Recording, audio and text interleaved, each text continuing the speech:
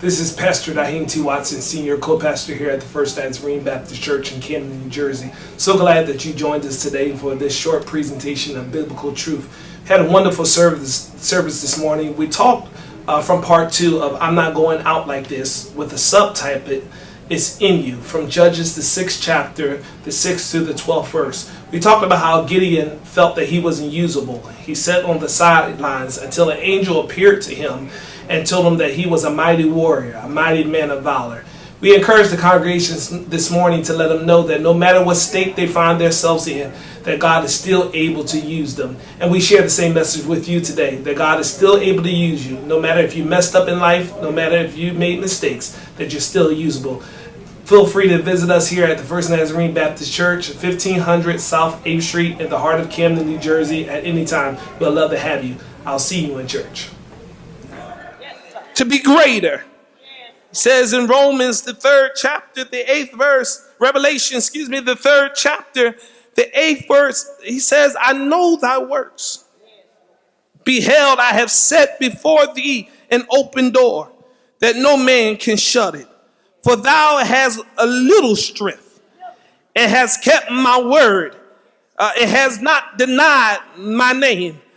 In other words, Jesus Christ, he's saying, it don't matter how you come to him. If you come to him weak, as long as you keep my word, God said, I'll make provision for you. It don't matter how you come to me. If you come to me crying, if you come to me down, if you come to me broken out, if you just keep my word, I'll make provision for you. Is there anybody here that can testify on this morning that there's times that you came to Christ, you came to him broken, you came to him messed up, you came to him with tears, but you remember the word that he had put inside to you, that God has not given you a spirit of fear, but he has given you power, love, and sound mind. You kept the word that was on side of you. No weapon formed against me shall prosper, and every tongue that rise up thou shalt condemn. You kept the word inside of you. I can do all things through Christ that strengthens me. And because you got the word on the inside of you, God said, I'm going to call you to do something that everybody else around you is going to look at you and say,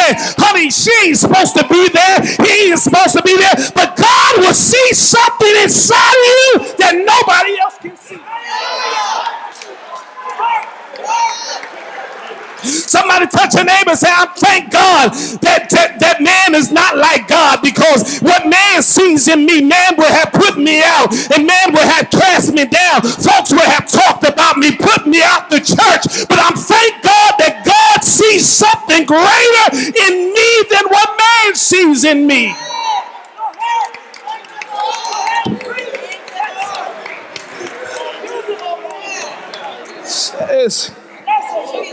Says these words.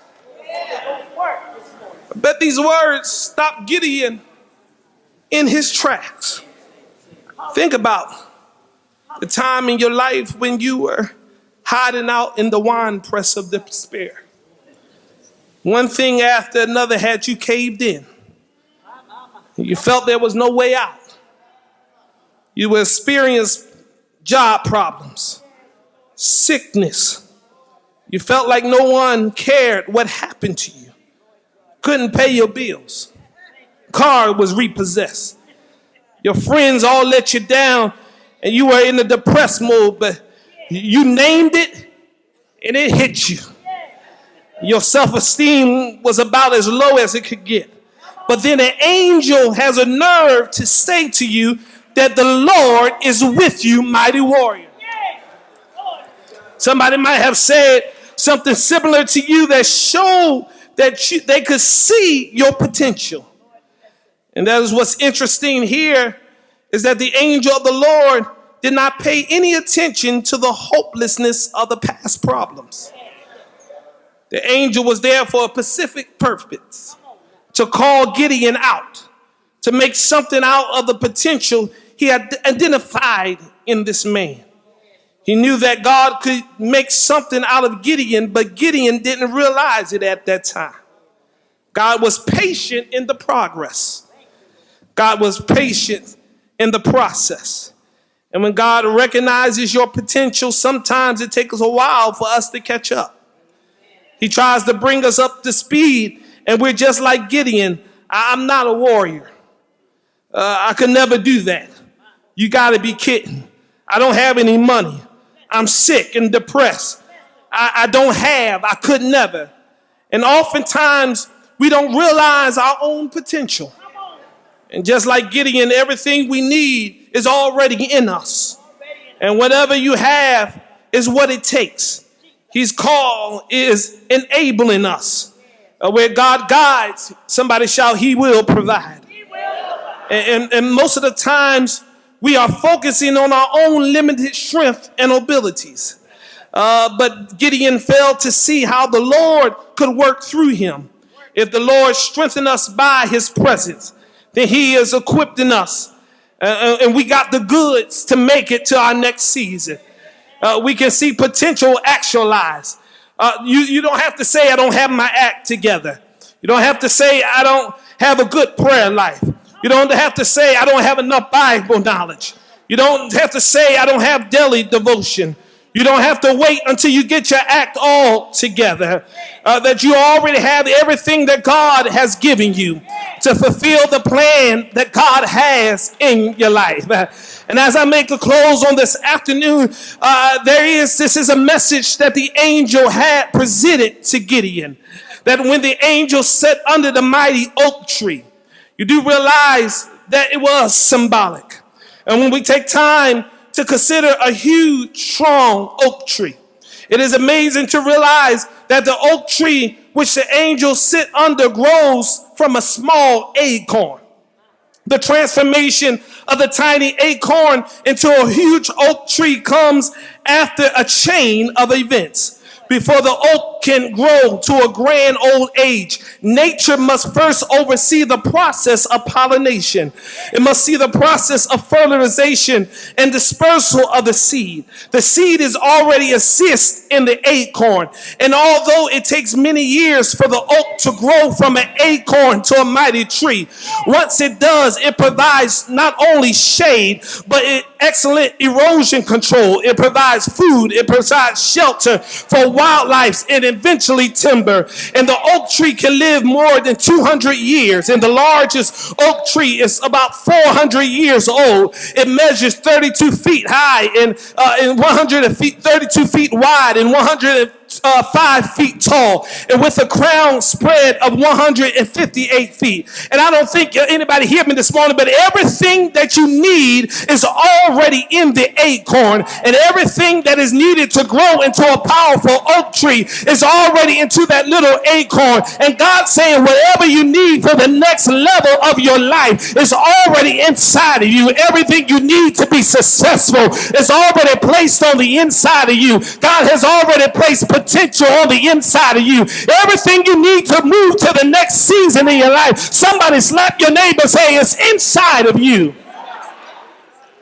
And it's important for us to understand that when God calls us, he sees us differently than we see ourselves.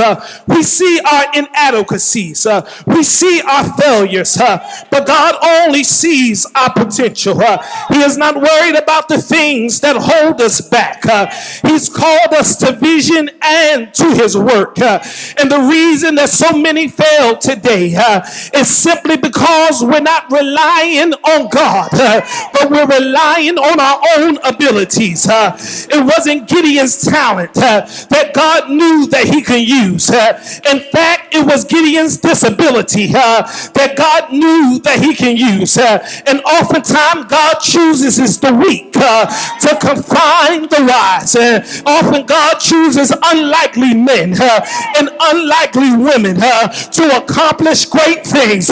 Look at David. David was a shepherd boy, the youngest among his brothers, but yet later in life he was known to kill bears and lions and was known as a giant slayer. Look at Rahab. She wasn't a harlot, but God used her in the house of the two Israelite spies, which saved her whole house. Look at Moses. Moses was a head child who was escaped the death of Pharaoh, but later he freed the Israelites from slavery. What can I tell you about somebody who I know for myself? Look at Dahim. He was a sinner saved by grace, but I'm so glad that God cleaned me up.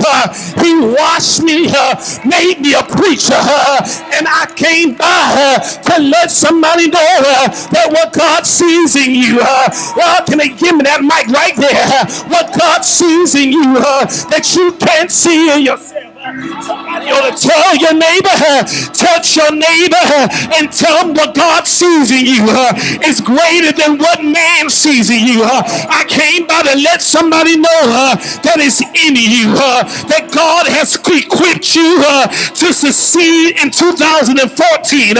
Is there anybody here that can testify that in 2014 this is my year to do greater? I'ma start my new business. I'ma get the promotion on the job.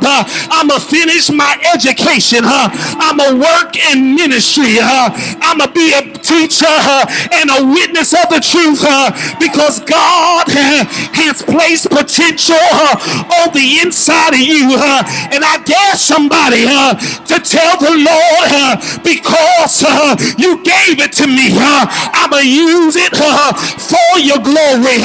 Because you gave it to me, I'ma use it for your honor. Because you gave it to me, I'ma use it so you can get the praise out of my life. Is there anybody here in this next season of your life that can say, Lord, if you can use anything, you can use me. Use my hands, Lord. Use my feet. Use my mouth, Lord. Is there anybody here that says, I want to be used by God? This is a year that no longer am I sitting on the sidelines, but I heard the voice of God. I don't care what you say I am. He's called me out. For the Bible says that you are a peculiar people and you are a royal priesthood. What are you trying to say, preacher? Walk like you know who you are. Talk like you know who you are. Sing like you know who you are. Praise like you know who you are. Worship like you know who you are. I ain't letting another devil of hell try to take who I am because I know my identity. Somebody shout, my name is victory. Somebody look at your neighbor, shake him by the hand and say, I know my identity. My name is victory. Victory is on my life. Victory in my home. Victory in my church. Shout yes. Shout yes. Shout yes.